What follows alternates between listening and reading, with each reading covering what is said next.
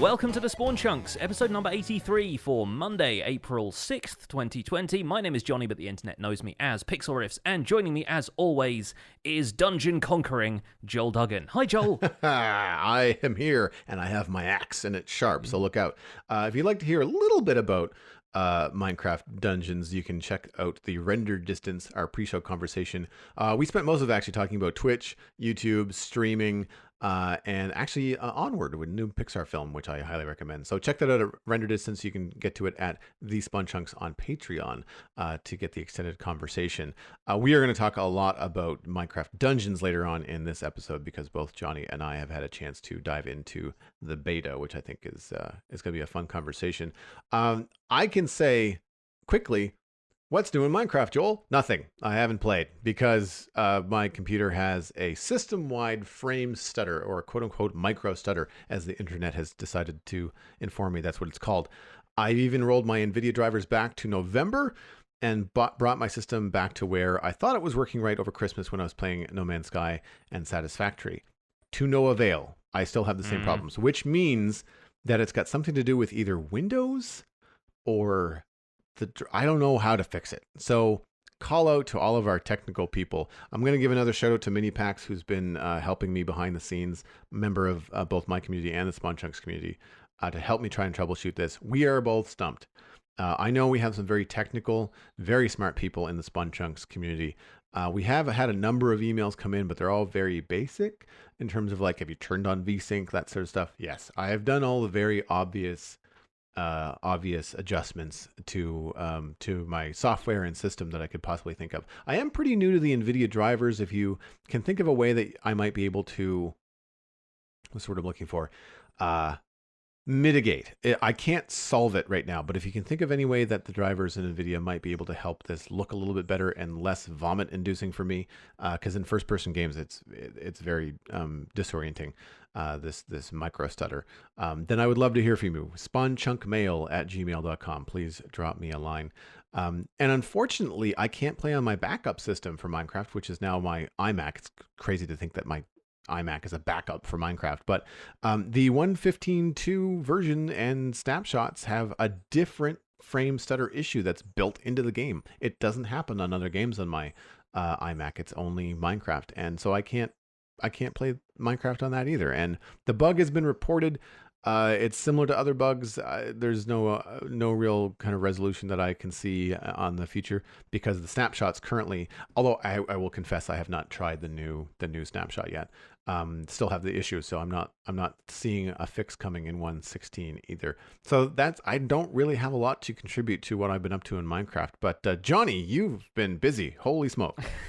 I've been busy over the last 2 months, really, and I'm sure people have heard it time and time again. But I have some wonderful news as I have finished building the structure of my mountains, and there's a screenshot for you guys in the show notes if you want to check those out at thespawnchunks.com. It is, I would say, one of the biggest projects I've ever done in my life, and I want to give a quick shout out to everybody who turned up to my stream the other day where I had put, "We are finishing the mountains today" in the title.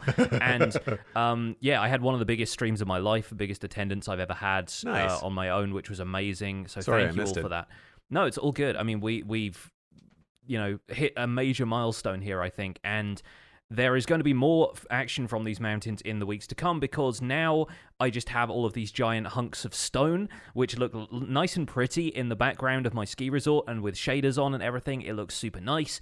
But I want them all to look like the mountain that in the picture in the show notes is on the lower left that has trees and snow on the peak, and there's a blue ice ski route that you can actually run down on a boat. I want all of that to be present in the rest of the mountains as well. So I've got my work cut out for me trying to find out the best way to farm snow, which is obviously going to involve snow golems, but I've been working on ways to collect it faster and ways to craft snow blocks faster because it's actually kind of tricky. Snowballs only stack to 16 in this version of the game still, even though in the combat snapshots Jeb has been trialing with the Reddit community, they stack to 64. And if anybody can whip me up a data pack that will allow snowballs to stack to 64, I would probably bring it up that I was using that in the survival guide videos, but I really want a way to help the crafting process get moved along a little bit faster, because right now it is stifling being able to fill up my inventory with snowballs and make like a stack of snow blocks maximum, and then have to go through that process over and over again. A stack of snow blocks is going to fill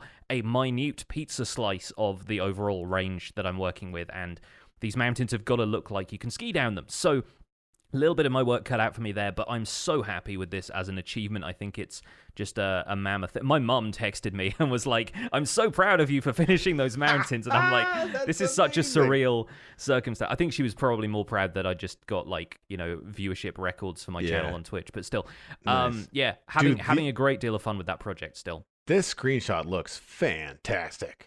Like, I'm not sure how many people actually go through to the show notes for the Spawn Chunks at thespawnchunks.com, but you have to now to see this shader shot with the warm sunset light hitting the taller peaks and the cold shadows where the sun can't reach. And oh man, like I've been to real mountains. I have in my life in Utah seen real honest to goodness mountains, and they look. Not only do they look like real mountains, but they also look very natural, despite the fact that you've hand-placed everything. Yeah, and I also want to give the traditional now shout out to FWhip for his tutorials have really been the kind of the turning point for me in figuring out how I was going to visualize these mountains before I ever built them. Like just building them from scratch without, you know, drawing out guidelines for them first to figure out where all of the peaks were going to go would have been a nightmare. And so I think that was really instrumental in making sure this project was possible in the way that it has been. But yeah, now I'm looking forward to moving forward with the survival guide videos and sculpting out some of the detail of this and making it look like something that would fit into a ski resort. But yeah, I've had a lot of people, I posted the same screenshot on Twitter as well, and had a lot of people be like, this actually looks like some mountains that are near me, and sending me photos of them, and I'm like, yeah, I can be happy with this. This is kind of huge.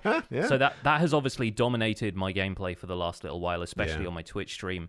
Obviously, trying out Minecraft Dungeons is a new experience and a kind of a welcome relief after how much building I've been doing there. It's kind of nice to have a more action-focused gameplay experience, and we might be trying out the multiplayer between the two of us if we can get it to work. Yes, yeah, that's gonna be a lot of fun. I think that's gonna be a lot of fun.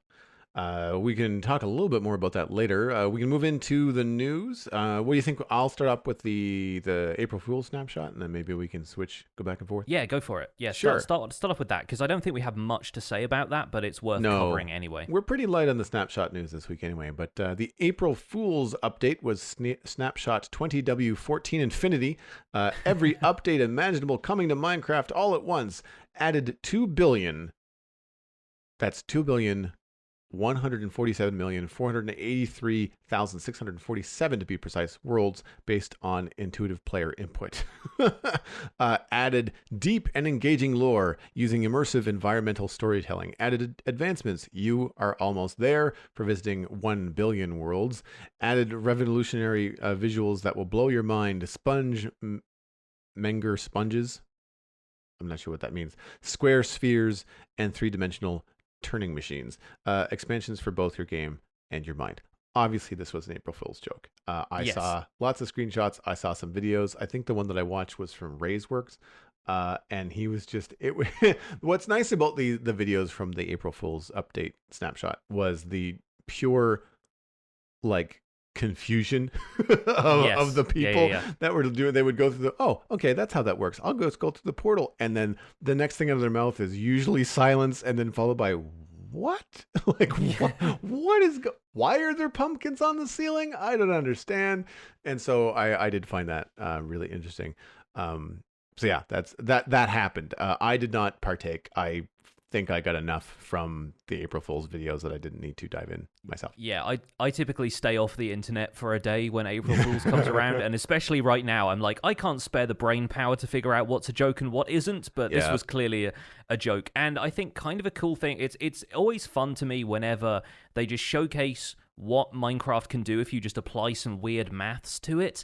And Adrian Brightmore, I think he is still A Brightmore on Twitter if you want to go and follow him. He is a guy who will just feed Python scripts into Minecraft to have it generate fractals and stuff like that. And like, I feel like the Minecraft community is really well placed to not only enjoy the spirit of jokey kind of updates like this that they put out, but also appreciate the maths that goes into it and have like a more kind of a deeper understanding of how this has been done. So I think it's kind of cool, and it was probably one of the less like divisive April Fool's things. Like, nobody expected this to be like, you know, how Minecraft was going to be developed from this point forward. Like, we were all expecting something, and I feel like they delivered something that was pretty unique, at least. The way that the post was worded, and like, you get an achievement for doing this 1 billion times, like that kind of stuff. It's very tongue in cheek. Yeah, I don't mind April Fool's events. They're not even jokes. They're April Fool's fun memes at this point. That I don't mind. I got caught out. My Discord chat informed me that, and I said, "Oh, cool! Optifine is 100% finished." I wasn't paying attention to what day it was. I was just excited to see that headline. It wasn't funny. It wasn't clever. It wasn't even pretended. Like, there was no tongue in cheek about it. It was just when you click through, you're like, "Oh, that's weird. It says it was out, but I still have to download a preview version. That's strange." And I just didn't clue in. And I was just like, "That's just not mean, but it's just a lie." And I don't find April Fool's stuff like that funny at all. And it just, what it does, it makes me trust people even less. It's like, all right, well, now I have to pay real close attention the next time you use Twitter to make sure that you're not just fibbing, right? Yeah, so, absolutely. But tip of my hat to Mojang for the April Fool's Infinity. Love it. Yes, definitely. And moving on from that, we did, hard on its heels, got a real Minecraft snapshot, thankfully. 20W14A was released. Link to the blog post, of course, on the show notes. This added Soglins, which are zombified hoglins. So when a hoglin enters the overworld, they convert quickly, much like piglins do, into a zombified version. Unlike hoglins, they can't be bred or fed, and they don't care about warped fungus. And they said in the blog post, "Beware, these beasts are raving mad and attack just about everything they see." So whether it's a hostile mob or a passive mob, they will basically go after it and attempt to launch it into the air, much the same as hoglins do with piglins and players. There were also changes to strider balancing, obviously coming up with a little bit of a fix and a few kind of changes based on feedback from the community about the way striders move through lava, and probably fixing the issue Cubfan demonstrated where you can, push a strider up against a block and its speed increases. I think that has been fixed, but strider speed while mounted has been significantly increased to more closely resemble the speed of a boat traveling over water. The warped fungus on a stick that you use to control them now has 100 max item damage, so I think, 99 durability, and now only takes 1 damage when it's used to boost a strider, meaning you can boost it more than just a couple of times before it breaks. The boost is apparently a great way to traverse lava lakes. There were also, further down the snapshot, some technical changes, which we haven't listed in full here.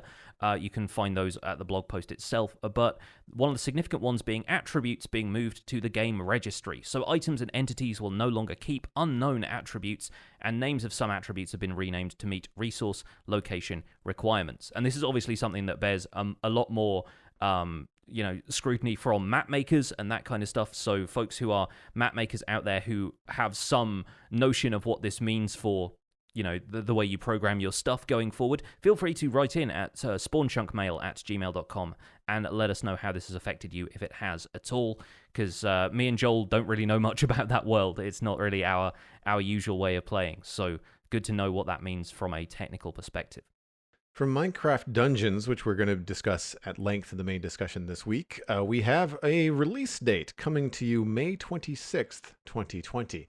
Gather your friends and gear up for adventure. Minecraft Dungeons is coming out May 26th on Nintendo Switch, PlayStation 4, Windows, Xbox One, and Xbox Game Pass. Pre-order your copy now. That was from Dungeons Game on Twitter.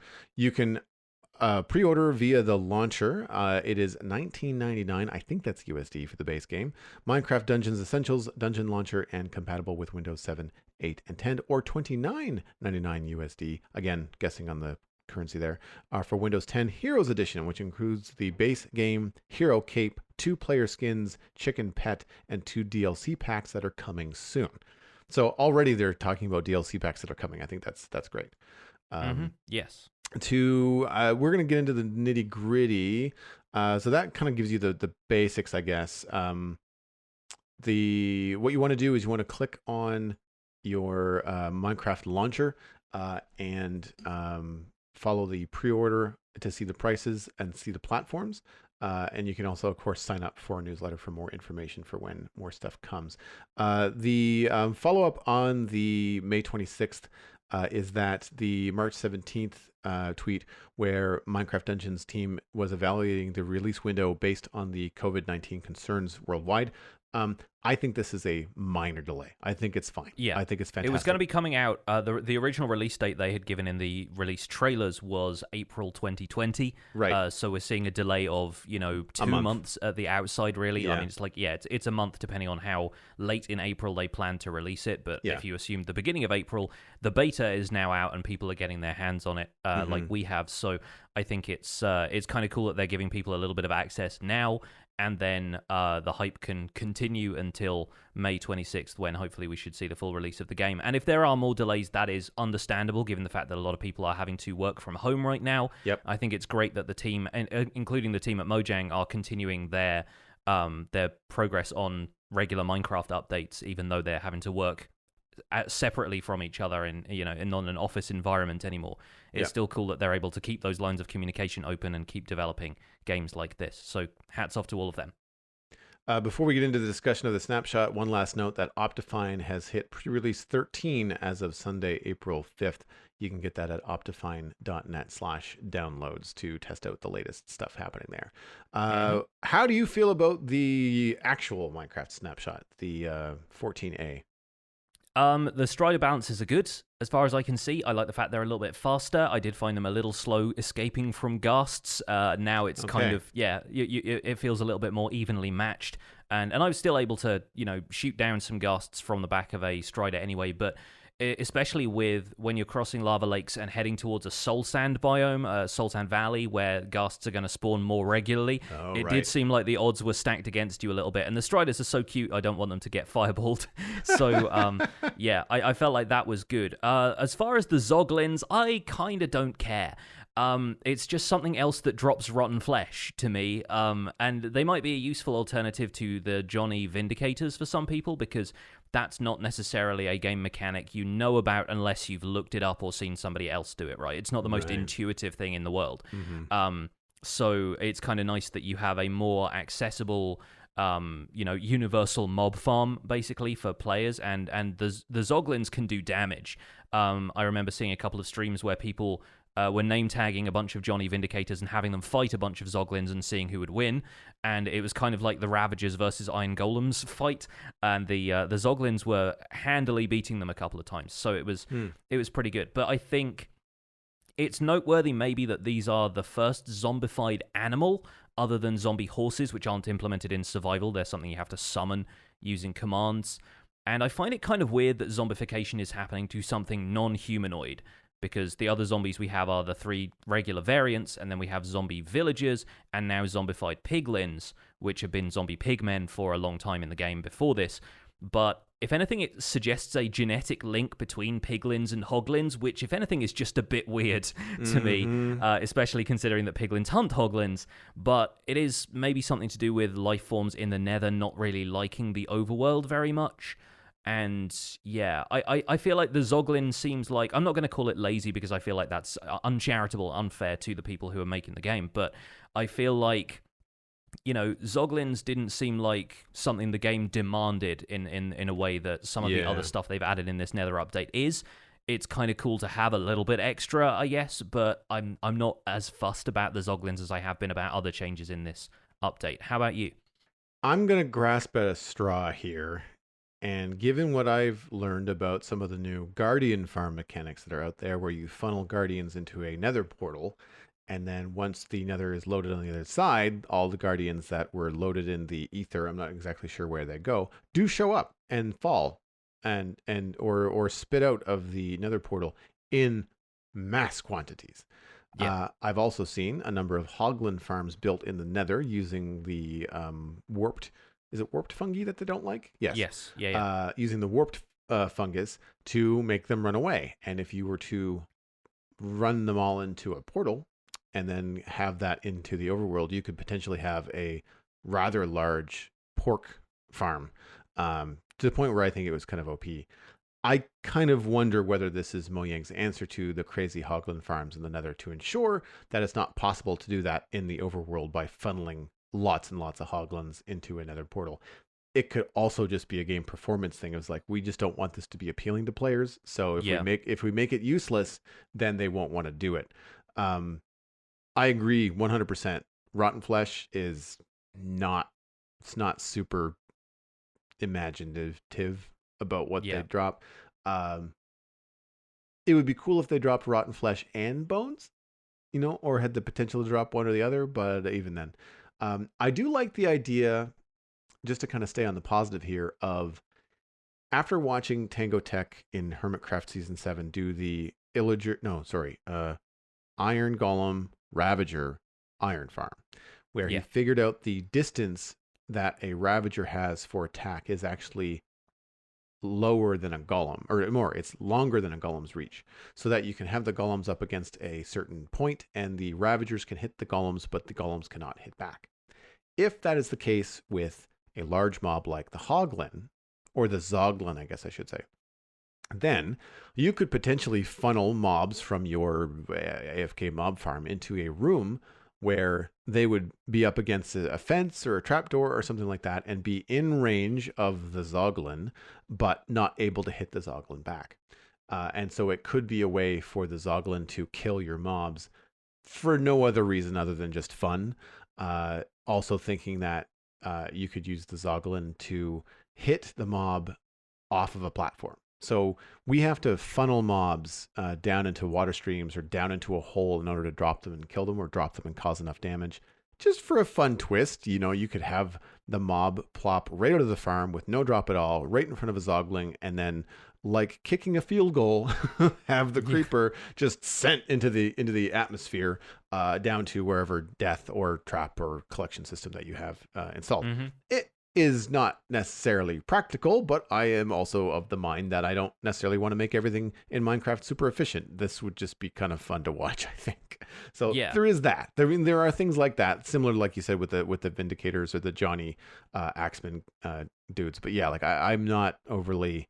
It wasn't on the top of my list of things that I wanted to see come to the overworld. On a spin, I'm also glad we don't get zombified Striders, because they're Nether mobs that come to the overworld and they don't turn into zombies. They just shiver, which is cute and fun and immersive, which we mentioned last week. So don't zombify Striders, please. That's a request. Yeah, I feel like the Zoglins, the Hoglins are already kind of beast-like anyway, and so it's not making them anything that they weren't already. It's just kind of amplifying that.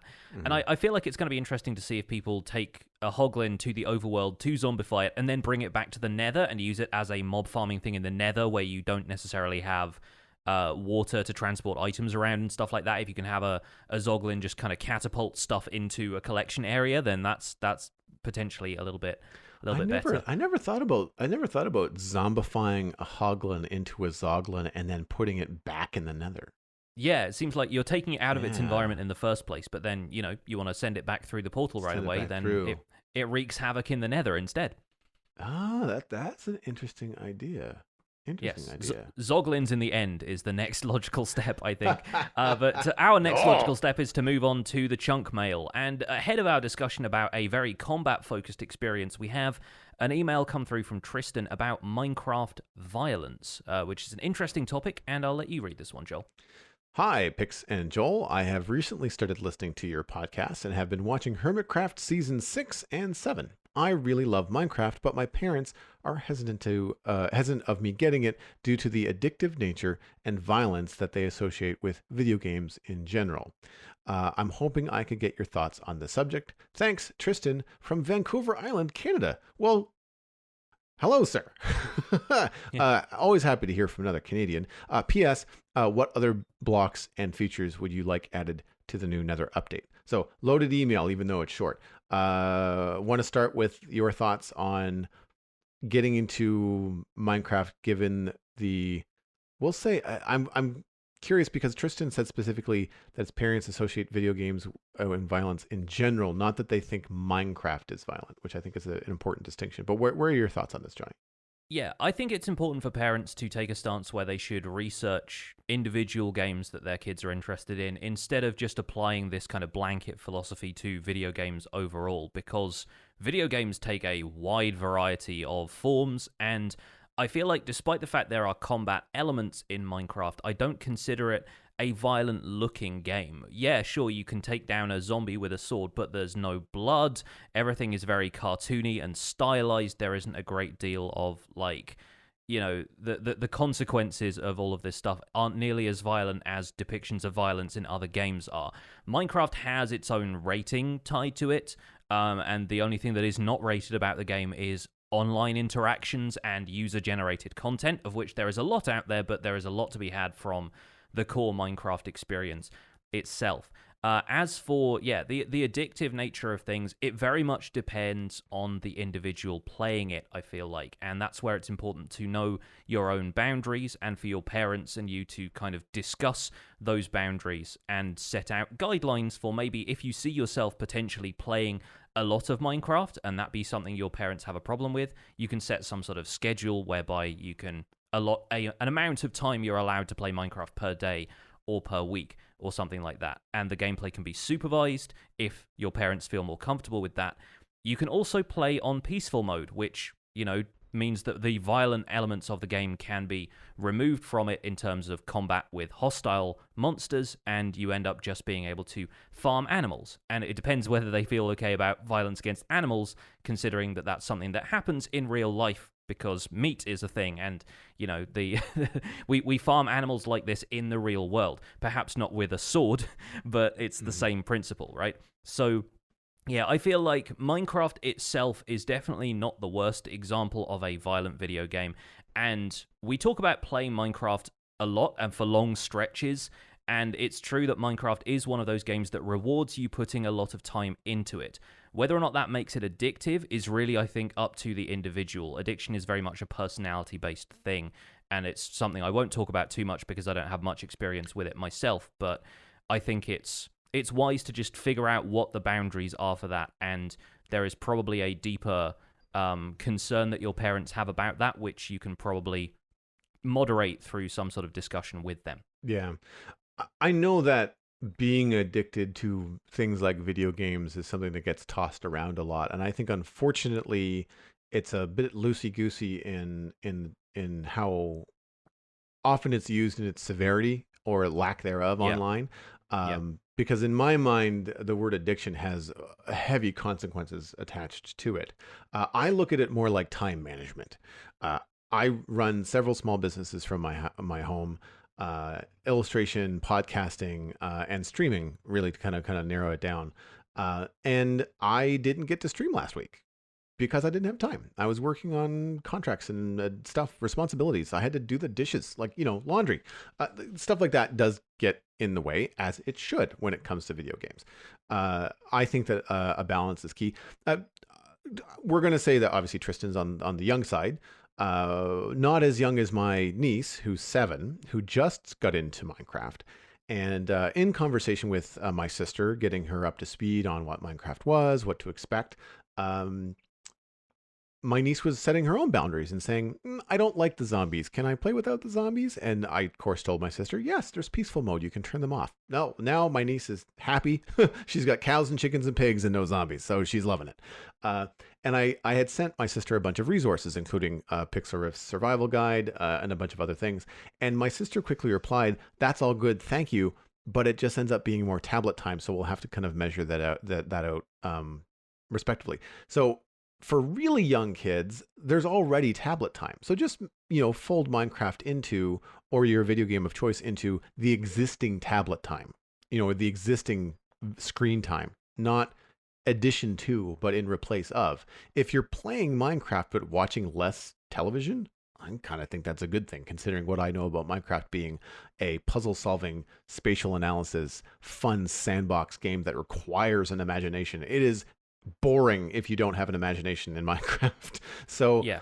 I think that games like Minecraft, especially when parents have an opportunity to look at the education stuff that's gone out there. I want to say it was episode 37 Pixel Riffs where we talked to Andrew Clark, give or take. Adam Clark. Adam Clark. Yeah, somewhere around there. Yeah. I'll find the link and I'll throw it in the show notes. If not, you can find it easy enough. It's in the 30s. I can tell you that for sure. In the archive on thespawnchunks.com. And listen to a conversation. Listen to the conversation with your parents about Minecraft and education and what that means. I know that some of the members of our community are now homeschooling their kids with the world crisis. And they're using Minecraft in some cases to deal with things like geometry, math, things like that. There's obviously Redstone for computer programming and logic. Like there's a lot of educational things that are part of Minecraft that I think separate it from the run-of-the-mill understanding of what video games are in terms of their, violent nature. There's a lot more to video games than just what you see from the Call of Duties and the Fortnites and the stuff that makes it into like mainstream non-gamer news, I guess is the best way to put it. Yeah, the creative element to Minecraft cannot be overstated. Yeah. It is one of the few games that allows for this amount of creativity to be put into the way it is played. 100%. And yeah, I think that's the selling point of Minecraft for me, is not even the survival experience really, it's the amount of creative stuff that you can do with that. Yeah. So yeah, I definitely think that's the case. Moving on quickly to the PS about other blocks and features that we'd like added in the Nether update. I mean, I think we've made our case for basalt slabs and stairs in the past, and I stand by that. I really would like some sort of darker grey or black block that we could make into slabs and stairs. From a building standpoint, that would be a huge benefit. Outside of that, I don't really have much else I want added to the Nether update, aside from if we end up getting Piglin Bastions, which still haven't appeared. Yep. Then, yeah, I think it's looking like a fairly complete update to me, and I'm still perfectly happy to be pitched a couple more curveballs by Mojang, but I think we are close to having a full set of features for this update. I would certainly be happy if they ended up releasing it in its current state, give or take a few of the issues that have been happening bug-wise. I'm kind of happy with what we've seen so far. Yeah. I would like to see something added. This is pie in the sky, similar to water mechanics, but obviously Nether themed. So maybe it's quicksand. Maybe it's not as fast, but anything to be able to move items around in the Nether that don't involve hoppers. Yeah. I think the fastest way right now is using ice paths with pistons to push stuff along, which is cool, but a little beyond some of the early players. I think it would be cool to have the fact that lava now moves mobs in a way that's similar to water moving mobs, but it's just so slow, and you can't do it with items because obviously the lava is going to burn up anything useful. That's not, a netherite axe or sword or something. So I feel like there's an opportunity there to have something to do with maybe soul sand, or some way of moving things around. Some sort of new fluid in the Nether would be really cool. I mean, just think about something bright green dripping out of the walls or something. That would be slow, but then wouldn't affect items. Maybe it's corrosive to players. I don't know. You could have a lot of fun with that, I think. Definitely. As far as blocks and textures and stuff go, I'm with Pixel Riffs, and just like, more blocks that are more widely used. Like I said, a dark gray, something that has a little bit more of a neutral color. Bright colors are not really my favorite thing, because I feel like while they might look good in the Nether, you really can't translate them to other places super easily. And I would be more than happy with any other inventive solutions and inventive mobs like the Strider. Anything that's similar, that is not just a Zoglin, something that's similar to the level of imagination that the Strider has. All for it. Yeah, 100%. It's something that's filling a niche that we haven't really seen in Minecraft before. I think is always going to be a good thing. And speaking of that, we can move on to talk about Minecraft Dungeons, which is filling a niche in the Minecraft world that we didn't know needed filling in the first place. But once they originally announced Minecraft Dungeons, I thought, of course, we get a dungeon crawler with a Minecraft aesthetic. It's a different combat experience for folks who don't like the combat in regular Minecraft. Doesn't have as many of the creative aspects that the game does, but seems like a super fun experience. And now we have our hands on it. I'm happy to report that we both really, really like it. I think that's fair to say about your first look at the game, Joel. You seem to be enjoying yourself on the stream earlier. Oh, man. wow, this game is fun. Wow, Yeah. this game is pretty.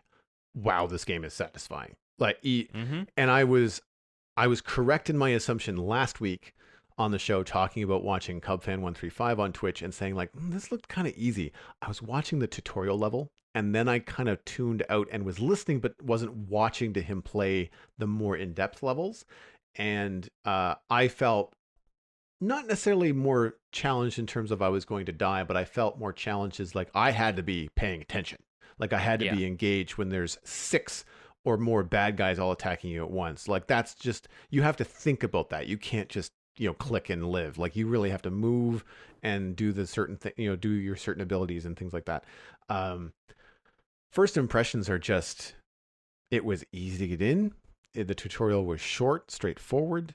I I just felt like it was really really intuitive. Now I've played Diablo. I've played quite a bit of Diablo. So playing on a mouse and keyboard, the controls were pretty much the same. I had to look up a couple of things, but there weren't a lot of buttons to remember.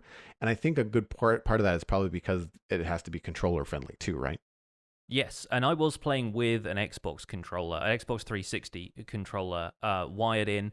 But I'm much more at home with that kind of arcadey style of control than I am with mouse and keyboard for that kind of stuff. Not having played Diablo or WoW, I think the most kind of keyboard and mouse game I've played has been kind of top-down StarCraft style RTS games. Right. Yeah. Along these lines, but obviously that's a very different style of game than this. And of course, Minecraft, which is WASD and mouse for me, but can also be played on a controller as well. And I think core Minecraft at this point has enough stuff going on that it feels almost overwhelming for me going back and playing that with a controller, whereas Minecraft Dungeons feels a lot more intuitive because it's one button press to do one thing. There aren't any kind of hectic button combinations that you have to press in order to get that. There's very few issues with, scrolling through inventory the way you have, or crafting interfaces the way you have in regular Minecraft. The one thing I had was a couple of controller issues, which was most likely the age of my controller rather than any kind of compatibility problem or problem with the game itself. I eventually, thanks to the menu options they provided, increased the dead zone on the analog sticks, because you can kind of adjust that so that you can have a little bit less of you can make the controls more or less sensitive depending on if you want to hold really hard left in order to make your character go left. And I think what was happening, because I was dodge rolling all the time when I loaded up the game sometimes, but the dodge roll can actually be controlled directionally using the right analog stick, because you can't move the map around or anything like that. You can't move your point of view around without moving the character. So I think my right analog stick was acting up a little bit and was dodge rolling me when I didn't want to. And when I turned down the sensitivity on that, game was 100% more playable. So that was great. But yeah, I found the controller patterns pretty intuitive. I'm still trying to ditch my mindset of playing through some of the Final Fantasy games, which is the other games I've played with controller on my PC lately. So the control scheme was a little bit different for me at first, but I'm getting the hang of it now. And yeah, shaking off the controls from other games meant that I was fumbling my way through the maps and the menus and not toggling stuff on and off when I needed to. But with I found it really solid to play. With the controller? With the controller, because you press up and down on the D-pad to access the inventory and the map, respectively. So that was not something I was used to. But then, yeah, I'm finding the controls a lot more intuitive now. I've played it twice now. I played through the tutorial mission. I played through the Creeper Woods level on difficulty 2, and now on difficulty 3. So we should explain a little bit more about how the game is structured. After you finish the tutorial level, you have access to a sort of open world map kind of thing that you can select your next destination. But which is really pretty, by the way. It's very cool looking, yeah. The destinations unlock as you play through other levels. So now, having played through Creeper Woods twice, I have access to 2 other levels that branch out from there. So the game sort of allows you to explore the same level multiple times, and when you go back into a level, you can adjust the difficulty setting to have a higher risk reward. So you get better loot, but there are more difficult enemies spawn in greater numbers, and I think it may even end up unlocking other areas of the map in that kind of procedurally generated way that they were talking about when we were looking through the game development videos they published, where other dungeons and stuff will be tacked onto a map and there'll be underground areas of a level that you can explore. Because I definitely went into one area the second time around when I was playing on difficulty 3 that I don't think was even there when I was playing on difficulty 2. Okay. And that had more loot in it, had more interesting stuff, and some higher level equipment that I was able to get hold of. Good. Yeah. I didn't have time to get past the initial difficulty levels. I only played the tutorial and then part of Creeper Woods. Creeper Woods was much bigger than I anticipated. I thought I was going to be able to complete it on stream, but I was having fun. I wasn't worried about losing my progress. I just kind of bailed in the middle of it and said, man, so I'll come back. It was way longer, I thought. Like, I was expecting, after how short the tutorial was, for Creeper Woods to be of a similar length, maybe a little bit longer. It was about 5 or 6 times longer, especially when you add on those extra lower level kind of things. Yeah, because it all takes place. Exactly. It takes place on the surface, but then there are a couple of doorways you can enter. You sort of unlock them as you go, and then that takes you into almost like a stronghold style thing from core Minecraft, except it's laid out more like a dungeon. There's just a few different rooms to explore and chests and stuff down there. I found a couple of secrets as well. I found a couple of places where you either have to walk into a room and examine something that doesn't look like a switch. There was a backwards skeleton skull that highlighted when I walked up to it, so I pressed that and it opened up like a sliding section of a wall, which was super cool. And there's a couple of places where you can walk off the section that is actually mapped on the overview map, and if you sort of walk around a fence and double back on yourself, you can find a chest in front of one of the village houses at the beginning. So there's definitely some secrets to find. It rewards exploration in that way by dumping a bunch of extra currency and maybe a couple more, health items or, a new bow or something on you. And I'm finding that stuff really rewarding about this is, naturally Minecraft itself rewards exploration by giving you set pieces to explore, like desert temples and jungle temples and stuff like that, or shipwrecks and that kind of thing. But Minecraft Dungeons, with it being a little bit more structured, has the advantage of being able to lay surprises like that in for you that you're guaranteed to find if you just walk off the beaten path a little bit, which I really like. Yeah. I really enjoyed walking around. I was trying to be more of a completionist once I got into Creeper Woods and trying to look at the nooks and the crannies. And I wasn't expecting to find anything special in the tutorial, but I did find my way into a dungeon, or not a big dungeon, but like an underground passageway. And what I liked so much about it is that when I came out the other side, I was actually in a location on the map that made sense. Like I traveled northeast, and then when I came out of the map, I was in the northeast section of the map compared to where I entered in on the southwest. And I thought that was really cool. The PC controls for me, I think, they're intuitive for me, but also there are some little combinations, like you were talking about. Your one of your sticks is doing the dodge roll.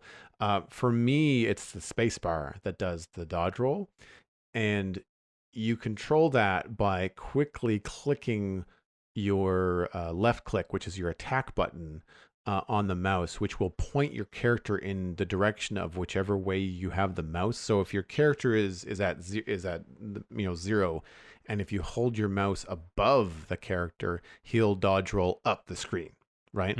Or she will dodge roll up the screen. And then, same thing. So if you hold it down at 10 o'clock or 6 o'clock or whatever, then it's going to shoot you in those different directions depending on where you hold your mouse compared to your character versus where you press the space bar, which is cool because you don't have to necessarily, you can do it quite quickly. So if you're facing a mob and you need to run away, a quick move of the mouse and the space bar, and you will dodge roll in that general away from mob direction, which is great. I thought that was really useful. I didn't use it as much as I should have. Still getting used to where things are and what you can and can't do in the game. As far as the controls for me, I found it very strange that you can't do anything with WASD. I did not deep dive into controls as to what I could map. You've got 1, 2, 3 across the top for your augments, for your abilities. Left and right click for a regular melee attack, and right is a ranged attack. You've got shift to hold yourself in place, which is very useful, and then space for the dodge roll. Shift I found really robotically, I was overusing it because of Minecraft. Like you're shifting so you don't fall off the edges of blocks and stuff because you're in peril. There's stuff everywhere and there's edges everywhere. And you're like, I don't want to fall off. And what ends up happening is that I was often shortchanging myself, where I would be holding down shift and trying to hit the zombie, and he wouldn't be close enough. And I would miss him. And then I hit him the next time as he got closer. So you kind of have to start those initial 2 or 3 attacks with click without the shift so that you step towards the bad guy and close that distance. And then once you're there, if there are 2 or 3 or 4 of them around you, then you can hold down shift and point your mouse in different directions and then attack each particular one. I didn't try it with the melee because it's such a fast thing, but you can stack stuff with the ranged attack. So if you see 3 skeletons and you're quick enough with the mouse, you can go boop, boop, boop, and then your character will shoot like 1, 2, 3, but long after you've finished clicking. So you can line up your sequence of shots, which is very, very cool. I really enjoyed that. I was actually surprised. One of my first criticisms, I discovered it by accident. Holding down the right click will charge up your bow. Yeah. And I mean, sure, it makes sense. It makes sense that that's how you do it in Minecraft too, but the game never told me that. I don't remember that. Did you get that tutorial note? No, it wasn't in the tutorial at all. I actually discovered that, like you did, kind of organically, and I wonder if they're leaving stuff like that out so they're not throwing too much information at you right away. Yeah, maybe. But yeah, after a while it became clear there was a little glowing animation, and it's kind of like, like the bow does in Minecraft, you get a crit if you hold the button down for long enough, and it's still faster and more responsive than the bow is in Minecraft, so you can fire off a bunch of shots, and then charging it takes like a fraction of a second. But I thought that was good. I think it adds a little bit of depth to bow combat that could otherwise be fairly static. Oh yeah. But otherwise, I think it's pretty intuitive. So I know that you mentioned a lot of loot and stuff. I got a couple of enchants on some gear, including my bow. The last thing I did was enchant the bow with Multishot, talking about bow and ranged strategies. So your bow will shoot 2 arrows, the first of which uses up an arrow, the second of which is free, but the second does not do as much damage and automatically targets a nearby enemy. Nice. So which was really cool, because then there's a real strategy. So when you've got 3 skeletons coming towards you, one of which has armor, target the armor dude first, and your secondary arrows are going to hit the other skeletons. They're not going to one-shot them, but they're real close. So by the time you get to the other skeletons, they're nearly done. And it's really cool. And somebody in my chat said that felt a little bit overpowered. I didn't think so. I was owning face with it, don't get me wrong, but I also think that I was at the beginner level. I think that would be essential to higher difficulties, and probably even just essential to as the game progresses and things get harder, and especially if you're dealing with mobs like spiders that can stick you in place by lobbing projectiles. I thought the line of sight in the game was really interesting, really hard to master, a little bit difficult to maybe sort out as to what you can see through and what you can't. It's a little trial and error there, but I thought it was really interesting that the spiders could lob their web over a structure. So you might try to shoot a spider and hit the stone in front of it. Meanwhile, it's shooting webs over the stone at you. And I thought, oh man, okay, that's fun and interesting and creates a new dynamic. And I just can't wail on this guy from afar. I have to kind of like get around things. To do that. It's also the first deviation that you find of a mob behavior from regular Minecraft, because obviously spiders don't throw cobwebs at you in regular Minecraft, Thank goodness. Zombies, skeletons, vindicators, creepers, all of the other enemy types in the game thus far have been things which you can expect to find in regular Minecraft and behave much the same. Vindicators will rush you with an axe. Skeletons will run away and try to shoot you from a distance. There are a couple of other illager types that show up, like enchanters, which buff the other illagers around them. That's what they do. Because I was like, I was killing them fairly easily, but I was like, but they're not doing anything to me. Like, I'm not feeling an attack from them at all. Yeah, I misidentified those originally as evokers, but they've got like a kind of got a head wrap kind of thing on and a book in front of them, and they have like a turban, they do, and it's very cool design, and it's the kind of thing that you expect to find in this game, and probably wouldn't make much sense if you added it to Minecraft itself, because they'd be so rarely around the other villagers. I think the closest thing we have in regular Minecraft is how witches will throw health potions on illagers during a raid. Yep. But then, you don't tend to find that kind of behavior elsewhere. So it's good. The game is already setting itself apart from our expectations for it from what we know of Minecraft already. And aside from that, of course, we have so many different textures, so many new items and building blocks and stuff that you do not find in the game. Sub-block stuff like fences and gravestones. I think you mentioned this on your stream that there were already about 4 or 5 different path blocks that you picked out just from the tutorial level in terms of like dirt interacting with cobblestone textures and stone brick textures, and providing a much more worn and trampled in look for that village environment that you just don't have that level of variety in Minecraft without a texture pack right now. No, it's true. And you'd have to, in some cases, you'd have to have Optifine to get that kind of texture variation in order to get it in there. But it could have been shadow. It's hard to tell. The game is very pretty and lit very well, but there appeared to be some bricks that were darker than regular bricks. They were, the texture pattern was similar to, I'm blanking, purpur. So purpur blocks have it's a 2x2 perfectly square pattern, and these stone bricks were like that, but they were a darker charcoal gray and embedded in the ground a little bit. And it's a pretty game, dude. I left the graphics on fancy. I didn't push it too much just because of what I'm dealing with my frames right now. But and I'm sure my computer can handle it. I'm running a 1660 Ti, so it should be fine. But I just found it so immersive, and in a way, there's a lot of stuff where I looked at it and thought, like, that is really cool looking, but man, that's really simple Minecraft building. Like, those are stairs at the bottom of full block pillars with windows in between them. Like, it is not rocket science, but boy, does it look good. And I don't know whether it's just like the textures are a little bit different. Like you mentioned, you were in chat in my stream, and you mentioned that everything kind of has like a chamfer to it. Like, it's not a physical soft edge, but the textures all have like a soft corner to them, so everything feels a little bit more cartoony. And it hits the light a little bit more in certain ways as well, which regular Minecraft blocks don't virtue of the fact that they aren't lighted by the same sort of lighting engine they're working with here. Yeah, no, exactly. So I thought that walking up to some builds, we were like, well, this is a really cool fence. And you're like, no, this is like a rudimentary, this is like day one Minecraft fence in terms of like log fence with fence gates and stuff on it. And like that sort of stuff I thought looked really cool. Then there were other things like, lanterns hanging from chains swaying in the wind and creating creaky noises and things, which I thought was a great touch. And you get jealous of like standing next to this, horizontal fence post. Like, I just want one of those. Like, I want one. So stuff like that I found. But I also found myself looking at things going like, how could I do that with Minecraft now? Like, what kind of blocks could I use to try and emulate that particular design? So that's always fun to kind of be inspired by this game, to go back and check out something in Minecraft. Getting into, I want to say, some of the ideas that I think in terms of feedback for the game, I'd like to be able to pan around the map screen. I'm a completionist, and being able to pan around to places I've been, I don't want to see where I haven't been. I can understand not being able to look forward. But if this is while you're in the level, to clarify, rather than the kind of map level selection screen. While you're playing, like when you hit M in the game and you see a little white outline, it's a.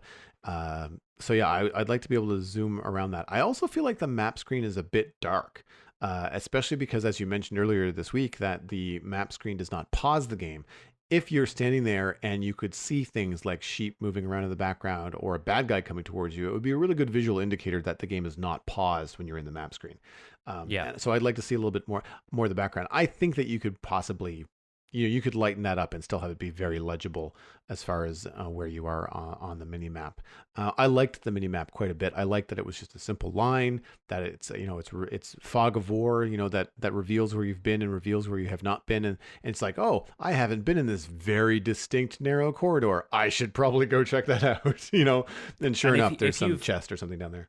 Yeah, if you've uncovered chests but you haven't collected them for whatever reason, you haven't noticed them pop up, those will appear as icons on the map, as will dungeon entrances and exits.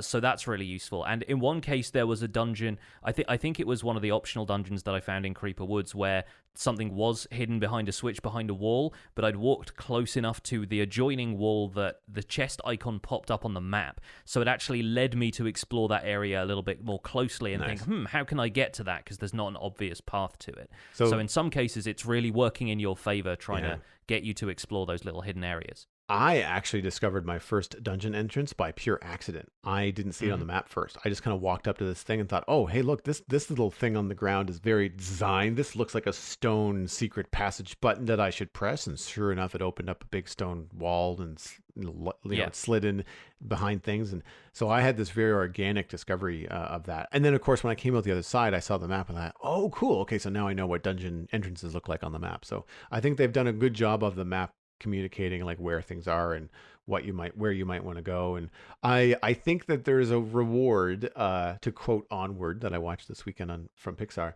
of the path less traveled. There seems to be like you can go straight and follow your objective marker, but if you go left, that looks like the long way. You might have more fun. I feel like that's going to be true of Minecraft Dungeons as you go forward. The more off the beaten path you go, it might be more challenging, but I think you're just going to find some more fun situations coming about.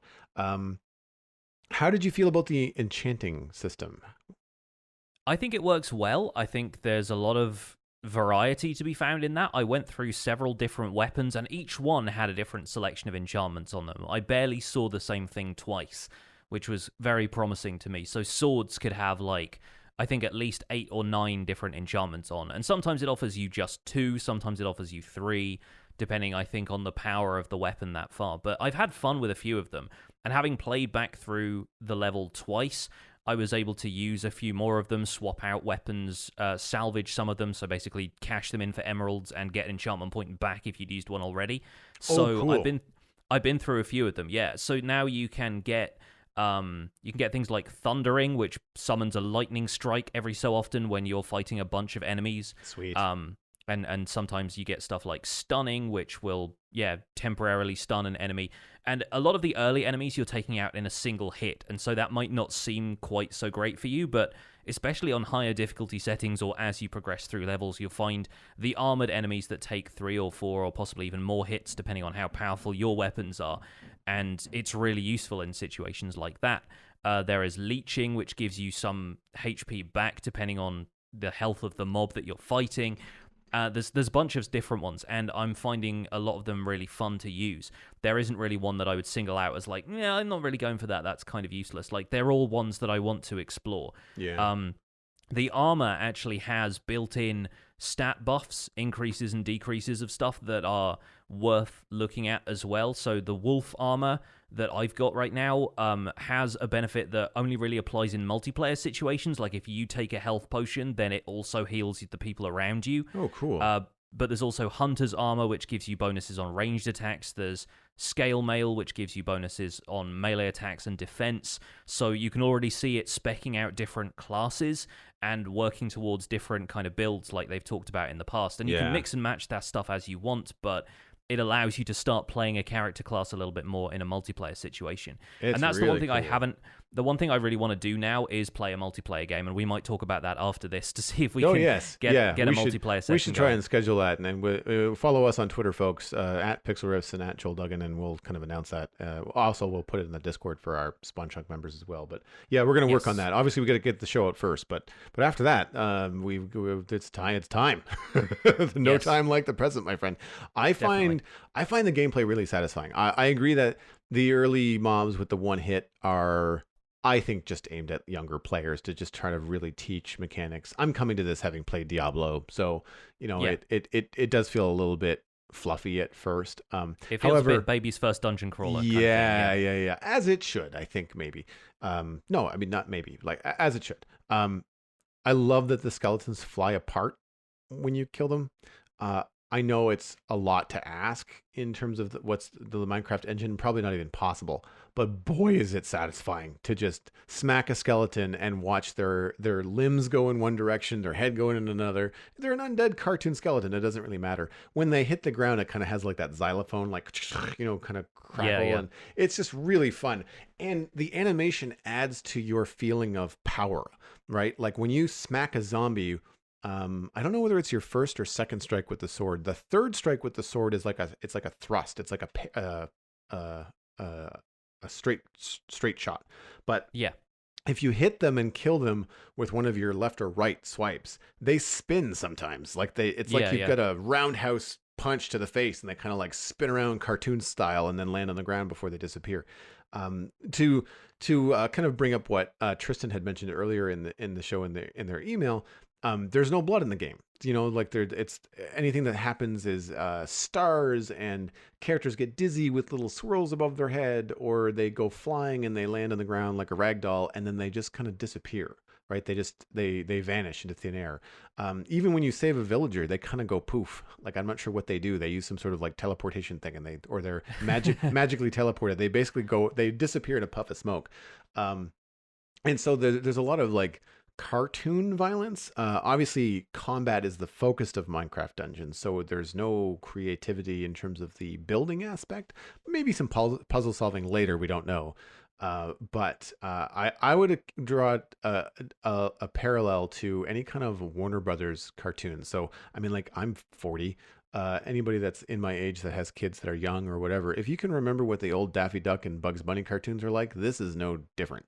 Like, the cartoons were probably even more violent than this. It's like, there's a strange level of violence that takes place, and because it's all cartoony, they get sort of a free pass. But there's like, Bugs Bunny is being hunted with by a guy with a gun half the time. Yeah. He's like a very incompetent guy with a gun, and is always being outwitted, but still, like, there's a level of violence present in those that I feel like people don't always acknowledge in the same way they do video games, because video games are an easy scapegoat for that kind of thing. Yeah, and that's a great thing. Like, Wabbit Season is one of my favorite shorts from Warner Brothers. And when Daffy Duck gets blasted in the face with a shotgun, his bill just spins around or goes upside down or something, and he's smoking, and his feathers are on fire or something like that. He's still very much alive, and that's what I feel like this is like. It's like there's no zop, zing, pow, and boff that are happening above your head, although they could probably add it and it would be just fine. Like, it's got that kind of like 1950s cartoon kind of bop the enemies in the nose kind of feel to it. It's got the Wile E. Coyote enormous block of TNT that you can throw at stuff, which is it's very Acme, and I like that a lot. Very obviously true. it's the TNT block from Minecraft, but I find those just the most frustrating because they are the least accurate. If you don't get the drop on a group of enemies and throw them within a certain range, I feel like the enemies just walk out of the range towards you before the TNT block goes off. So you have to use those very tactically, and it takes the place of your ranged attack, so you can't shoot any arrows until you've thrown it. But yeah, there's some cool stuff like that in there that's just like one-off little weapons that you can throw around. I feel like I didn't use the fishing rod that it gives you often enough, because that's kind of useful. It pulls enemies to you, but it also stuns them, so you can get a few hits in. And on my second playthrough Creeper Woods, I started to get a better feel for crowd control, but I also had better equipment by that point anyway. So I was holding my own a little better. Yeah, I had trouble trying to use the fishing rod. I also forgot that it was there. I think a lot of that has to do with the keyboard layout. My hands just intuitively is sitting on WASD, but my pinky is using shift. My thumb is using spacebar. I never think to go up to 1, 2, 3 with my fingers. So I might try to remap those keys. Also, I for inventory and M for map are on the other side of the keyboard. Like, they're nowhere near. So I'm going to have to just kind of see if I can customize some keys that are closer to me, so I can get at those menus a little bit faster, especially with I hit E a lot, because E is inventory in it's inventory in Minecraft, and it's also enter a chest in or a building in Satisfactory. So I was hitting E a lot and drinking my potion and putting it on cooldowns. Like, oh darn it. Like, I didn't want to do that right then. So I need to kind of figure out another thing like R or F or something that's close by in that WASD sort of configuration for that kind of stuff. What would be some of your criticisms of the game? How do you think it could be improved? I don't know, there's a couple of things. Personally, I was kind of disappointed in the blacksmith that you get. This is a minor spoiler for you, so apologies for this. But once you've done Creeper Woods and you've freed a couple of those villagers, your camp that you go back to kind of, gear up and plan whatever the next area you're traveling to is, starts to populate with villagers. And the guy right next to your mapping table where you choose the level select is a blacksmith who you can give like 80-something emeralds. I think it's 80 emeralds base and then plus whatever power level you're at. So I bought some stuff at 84 emeralds, and then later I came back and it was 89 emeralds. It's daylight robbery. He gives me rubbish. I mean, there's definitely like a scale that it's working with. It's giving you a range of items above and below your current power. But I never felt like anything I got was like super lucky from that guy. I got more interesting stuff from ending the mission than I did from the blacksmith. And he gave me a pickaxe that was a different weapon. I hadn't encountered that anywhere else, but it had basically the same stats as the sword, maybe a little bit more attack power, but a little bit less speed. And so I've only gotten a couple of things from him that have been better than the gear I've currently had. And then when you salvage those, you only get a fraction of the cost back. So obviously that's what you're meant to be gathering these emeralds for in the first place, but it does feel kind of grindy. And maybe that's the point. It encourages replay value and so forth. And it's also worth looking at the enchantments on that gear he gives you, because if it's the same attack value as a weapon you've already got, then you can maybe enchant it with something different that you'll prefer. Yeah. But yeah, I feel like that was maybe not quite as rewarding as it could have been, given that I traded with him a few times and basically all of it was a dud until I'd gone through Creeper Woods a second time. So I don't remember... I don't remember how this worked in Diablo. I feel like there was some sort of base camp where you could do some buying and selling and things. But I can absolutely say that in World of Warcraft, the gear that you find or the gear that you are rewarded for completing quests is far better than anything you can buy in any shop in any city anywhere. They're just I need to adjust my expectations with that, maybe. They're just money sinks. Now later on in Warcraft, how they balanced that out was like, if you received this if you received this fantastic sword and you didn't like the fact that it was pink and sparkly, then you could go and use the transmog system, which you could then make it look like any item in the game. So if you were being a little bit more traditional and you just wanted to go buy an iron sword or something, some cool double-handled sword from a vendor, in Orgrimmar, and use that, and just make your current weapon look like that weapon, then it became fun to kind of go and search in the shops and try to find some cool looking, like, traditional fantasy weapon that didn't look like a universe on the end of a stick. Because sometimes the weapons in Warcraft and World of Warcraft would be a little bit weird looking, depending on the expansion. It's like, I don't want this to look like it's made out of like red stone. I prefer my iron axe, for my character RP. And I think that would be a neat thing that they could add if the blacksmith is going to be a money sink and really not give you any kind of reward compared to what you're going to get from just general loot. I agree that it should be less than what you get in, say, completing a level, but in just the random chests around a level, I think the blacksmith should be on par. So I haven't gotten there yet, but I agree that it should be able to give you something that you can do. I was surprised and curious, because it is new to me, that the enchants are linked to the weapon. So I have 3 enchants on one sword and 3 enchants in another. They're all different. But I had already invested in one sword. So I thought, well, now that I know I get my investment point back, my level point, my enchantment point, that's good to know. Because if I preferred the new sword, even though it was the exact same attack power, I preferred the enchants on the new one, then I could trash the old one. What did you call it? Salvage the old one, get back my enchantment point, and then place that on the new sword. It's a little bit, I kind of want it would be cool if the blacksmith would allow you to maybe combine weapons and choose, like, you're going to lose, you've got 6 enchantments between these 2 weapons, you can only take 2 or 3 forward with you. Which 2 or 3 did you want? If that was expensive, that to me would be cool, because then you're dealing with weapons that you found in the world. You're paying a price to this blacksmith to then combine these weapons, and then you have to make a sacrifice. Like, you have to lose something. You don't get 6 enchants. You only get 2 or 3 or 4, whatever it is. Yeah, and it acts a little bit more like Minecraft Anvil does anyway. Yeah. My criticisms mostly came from the UI. I really liked the gameplay. I found it pretty satisfying. In the tutorial, shoot the skeleton. The window that tells you to shoot the skeleton is hiding the skeleton. It is really poor design. I think that's where I came into your stream, and that was really unfortunate placement of that text box. Yeah, it was really not well thought out there. The skeleton could have very easily been on the left side of the bridge instead of the right and been shooting you right away. It would have made a lot more sense. I didn't know where the skeleton was until I walked close enough that he shot me. Like, I had no clue. Yeah. That's also where I discovered the line of sight stuff, because I was trying to shoot the skeleton and something was in the way. But you know what I couldn't see? What was in the way, because the tutorial window was blocking it. I have a question for you, actually, because I didn't notice this happening on the stream. Does the game highlight the enemy that you're attacking, or because you have mouse and keyboard controls, is it just like the one that you're mousing over? Because with a controller, it will actually highlight in red the enemy that you're kind of targeting at that moment. So it might be a little bit easier to spot that skeleton because it's outlined in red on the controller. Nope. Which I didn't see that happening when you were playing, and I wasn't paying super close attention. No, you've got to mouse over them. So okay. So if you wanna shoot the enemy, I think with a ranged attack, you can kind of point in a general direction and shoot your arrow in that general direction. It may or may not hit the enemy. Yeah. If, however, you put the mouse directly over the enemy, they will highlight red or a different color, which is cool for anybody that might have like color blindness or whatever. You can change that to be something else. Yeah. So I imagine bright white would also be very helpful.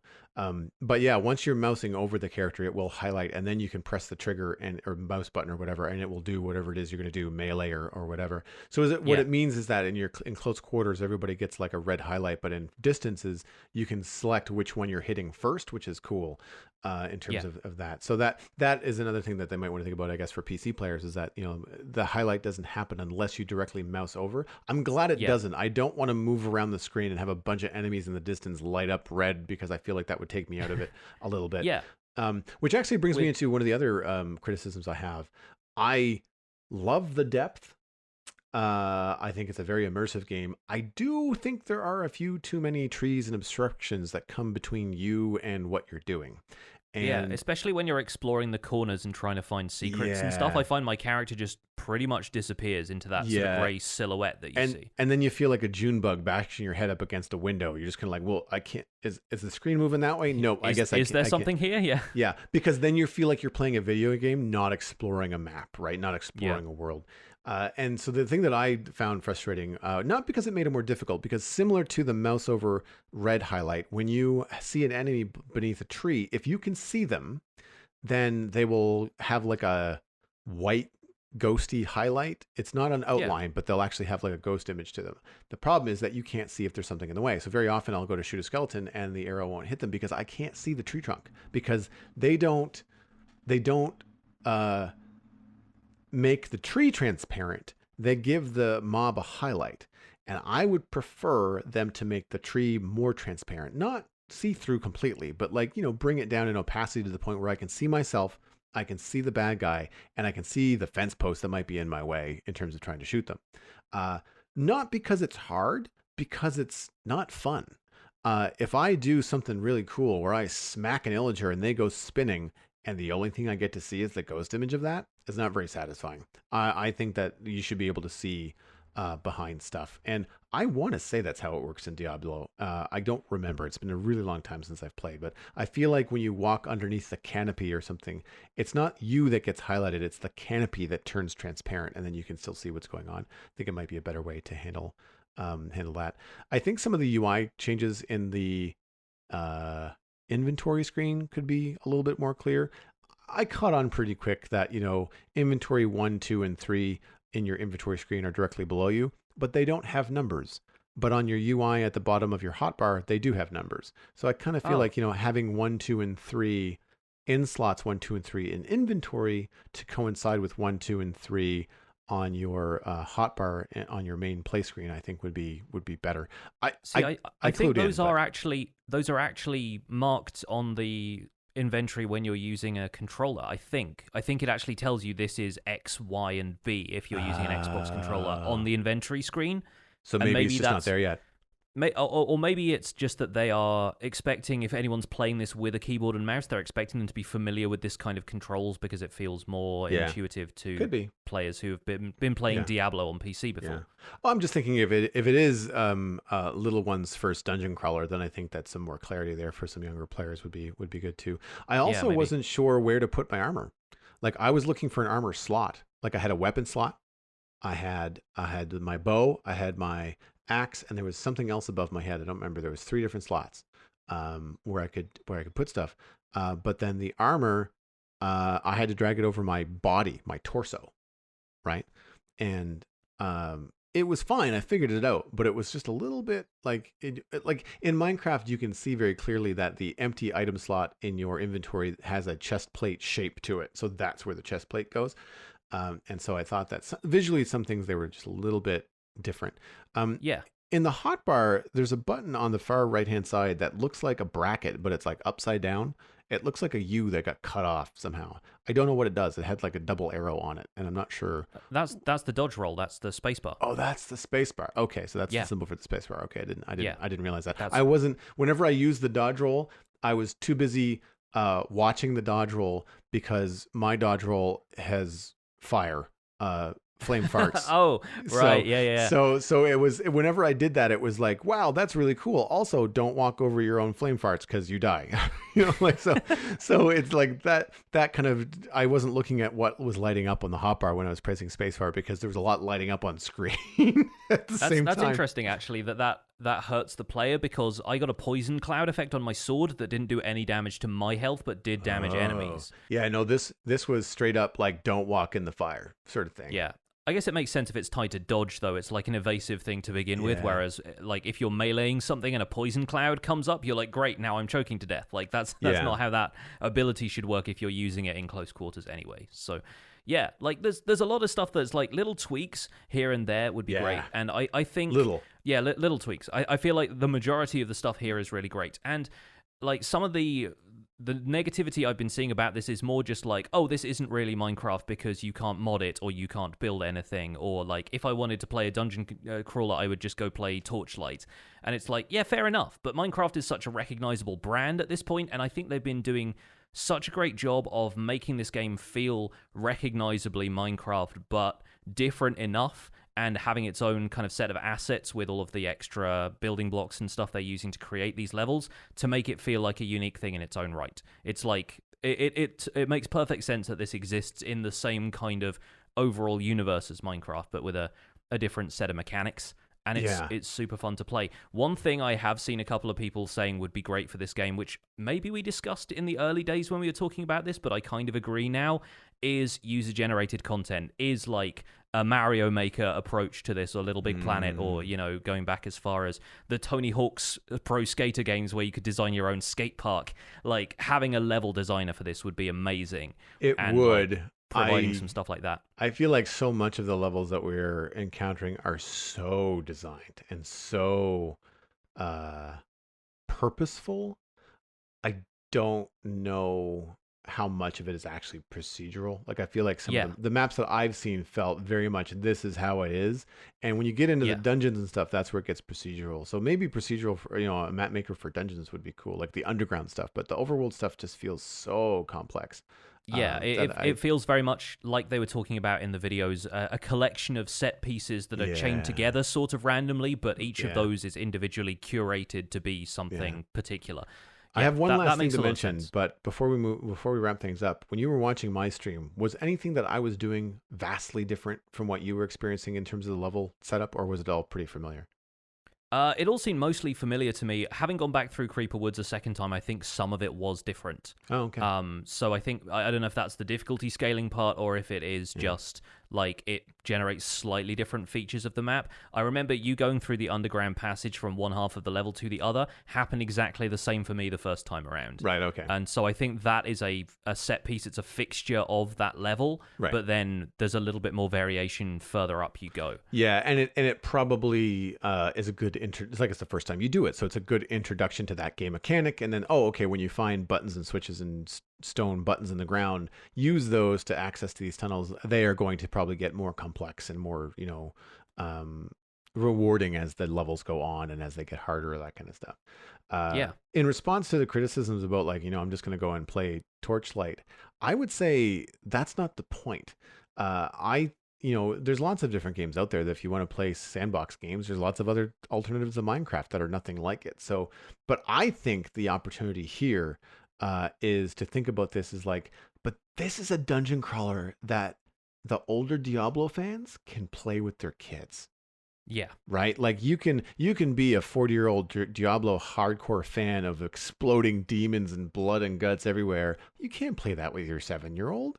You can play dungeons with your 7-year-old. You can get in there and have probably a rip-roaring good time. I also think that it's going to be easy to play and hard to master. The enchantment trees and all that kind of stuff, the builds, there is going to be a lot to this, I think. And I think that that's going to be enough to satisfy some of the older players that might think they might look at this and see its simplicity visually and think, oh, that's not really for me. I think you should give it a chance. And if you had any doubts about how Minecrafty this game was and whether the community was going to find ways to put the Minecraft back into this game, some folks from the SciCraft server have already found out a way to AFK farm levels, and I'm pretty sure Methods is now level 100, just because there is probably some part of the game where it spawns enemies continuously, and you can find some way of, like, you know, buffing yourself to the extent where you're just going to be able to take stuff out while you're not playing the game. Like, maybe if you stuck the analog sticks together with, like, a rubber band or something like that and dodge rolled in a circle with the flame farts thing that you had, maybe you could just run rings around a group of zombies and constantly be gathering XP that way or something. I haven't looked into exactly how they've done it, but yeah, believe me, the Minecraft community, they're nuts. They will find ways, and yeah, it's kind of charming. Personally, I think this game deserves to be played the old-fashioned way, but I think for the people who enjoy that kind of let's break the game kind of mentality to it, I think it's cool that they've found that way. And the fact that they've done that more than anything else makes this feel like Minecraft to me. Which is, I think it's a fun. nice nod to, of course, to Mojang and the Dungeons team that the game was that interesting, even for those like technical get under the hood, let's break it people, that they stuck through it and still managed to find that. Not only is that invaluable feedback, I think, for the Dungeons team, but also just a nice compliment to say, like, wow, okay, these guys that played it thought it was okay, but then thought, wait a minute, like, there's more here. What could we do? I think that would be very inspiring, I think, as someone that created this game, you know, like having no idea what those players were going to do with it, and then coming back with, like, they did what now?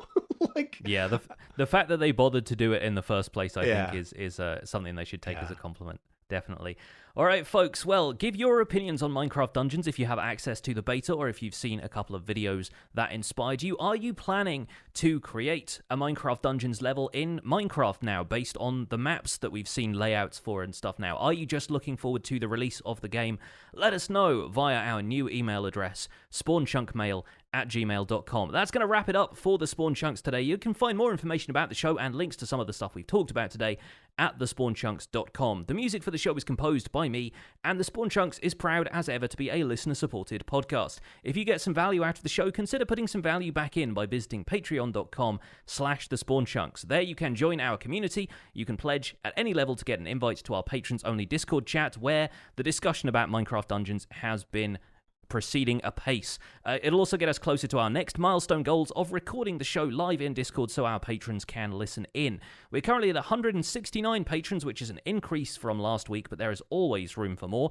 And we have a new addition to our content engineers. Special thanks go out to Yakov Nastin for joining the content engineers group, along with Cameron Sigelski, Greener Canuck, JD Williamson, and Yitz. Thank you all for your support on this episode. I believe that's the name that I butchered this weekend on our quarterly hangout, which is one of the benefits of being a member of the Spawn Chunks Patreon page. And so I want to give a shout out to all the people that showed up. We had a record-setting attendance in our hangout this past weekend. Thank you for all the questions, all the feedback. Really great to hear that so many people are into the show enough that they want to be part of helping it be better going forward.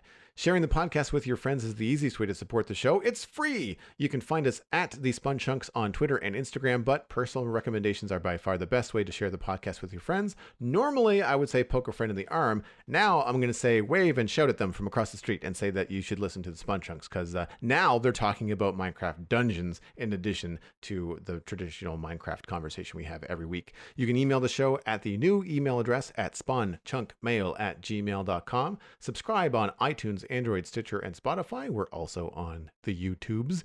The RSS feed is linked on at thespawnchunks.com, and the Patreon page has the RSS feed for patrons only. That is where you can listen to the render distance, the extended version of the podcast. My name is Johnny, but online I go by Pixelriffs, and you can find most of what I do at youtube.com/pixelriffs, where I attempt to make sense of this crazy and wonderful game in a series called the Minecraft Survival Guide. I stream 3 days a week on Twitch, where the mountains are built, but there is still more work to do behind the scenes on the Survival Guide series, and I'm also the voice of the unofficial Hermitcraft recap, which you can find through a quick YouTube search. Aside from that, I'm at Pixelriffs on both Twitter and Instagram. Joel, when you're not combing dungeons, where can people find you online? Everything I am up to online, including my illustration and design portfolio, is at joelduggan.com. If you're interested in hiring me there, then just drop me a line. I do a fair bit of Minecraft-related content these days. I'm not sure if I've mentioned this before, but if you see the MC Championship logo floating around online in your Minecraft circles, that's me. I designed that for them.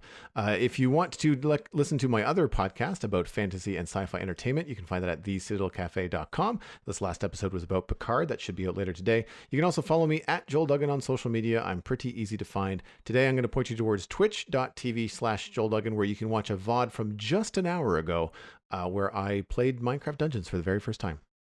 And watch this space because we might be figuring out a way to stream some multiplayer dungeons. If not today, then perhaps later in the week. But for now, thanks for visiting the Spawn Chunks. The world outside is infinite, and the Arch Illager is watching.